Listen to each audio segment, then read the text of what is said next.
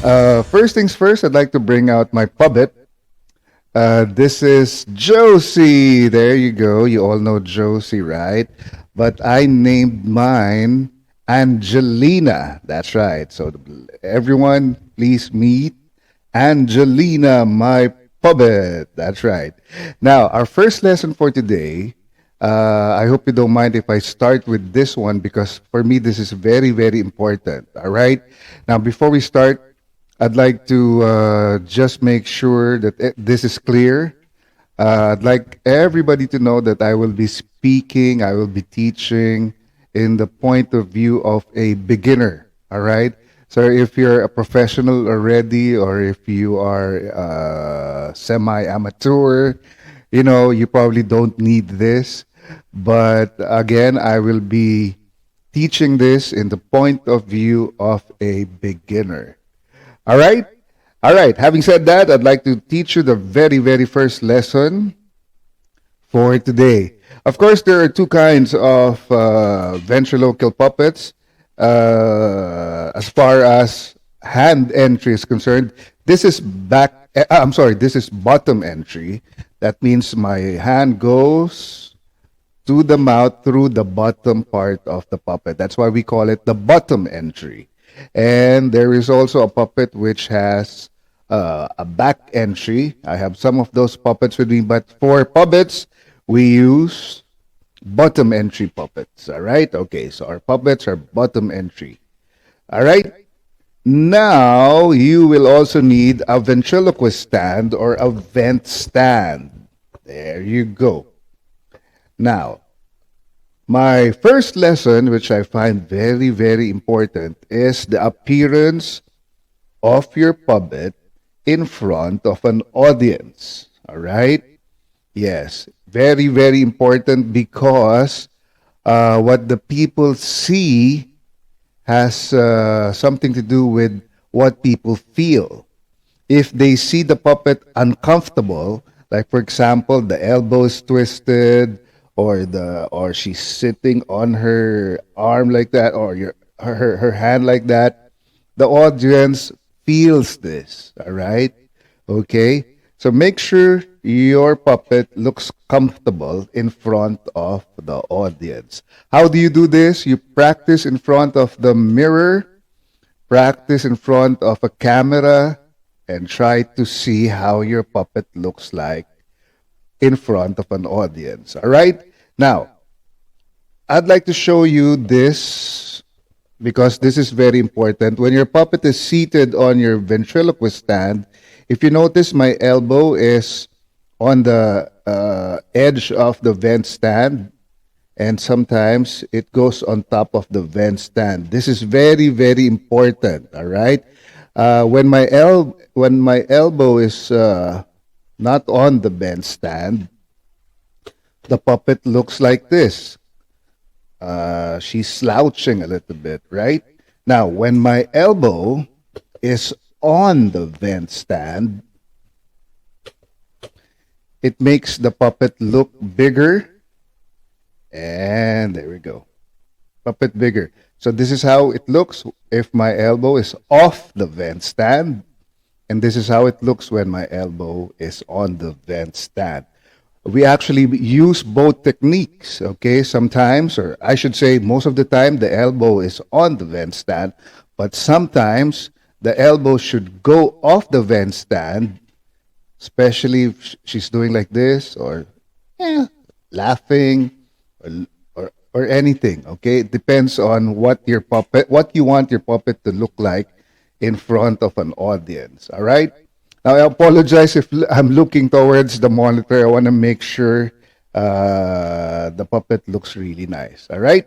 Okay, so that's lesson number 1, the positioning of your elbow on the vent stand. So this is off the vent stand, elbow off the vent stand, and this is elbow on the vent stand. All right?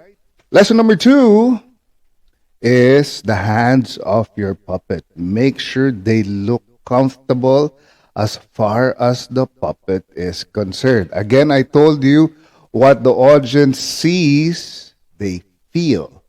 All right? So if they see a twisted elbow, They see this and they feel it. They feel uncomfortable when the puppet looks uncomfortable. All right? So this is very important. Okay, so first things first, make sure puppet looks comfortable and nice in front of an audience. As far as the hands are concerned, you can place the hands wherever you like them as long as they feel comfortable and nice. It looks nice. All right. Now, because this is a female puppet, you might want to cross the legs. There you go. Gives her femininity. I'm not even sure if that's the right word. Okay, makes her look more girly. All right, more feminine. Okay, and sometimes you can put the hand on the leg like that. That's her right hand. Sometimes you can put her left hand on the lap like this. All right, during your conversation, and sometimes you can put both hands together like that when you're talking. All right. Okay, so we're just doing the positioning first before we go to some technicalities like mouth movement and everything. All right. So again, as a quick recap, make sure your puppet looks nice. Okay, check out the clothes, check out the shirt, check out the skirt, the shoes and everything, and the hair. Make sure she looks nice in front of an audience. You have to treat her as a star. Treat your puppet as the star. If you want to look good in front of your audience, make sure your puppet looks good as well in front of an audience. All right? So make sure the clothes are okay. And then the hands, they look comfortable. Again, I can't stress this enough. If your puppet looks uncomfortable, the audience will feel this and the audience will feel uncomfortable. All right? Picture your puppet or your puppet looks comfortable on the vent stand. Because this is a female puppet, you can cross the legs if you want. All right? And again, this is very important. The elbow on the vent stand or off the vent stand. This is off the vent stand. This is on the vent stand. And again, it has something to do with how your puppet looks in front of an audience. All right? So sometimes it could be off the vent stand if she's looking for something, or depends really on what you want her to do, but most of the time it's on the vent stand to make her look bigger, make her appear bigger if you want that appearance, if you want that effect. And again, don't forget the position of the hand. So sometimes when you're talking, you put this here, and sometimes you grab the left hand, her right hand, and you put it there, and you put it here, and right? We will go to that as we go along with our instructional videos. All right? This is just the first one, and I want to make sure this is very clear.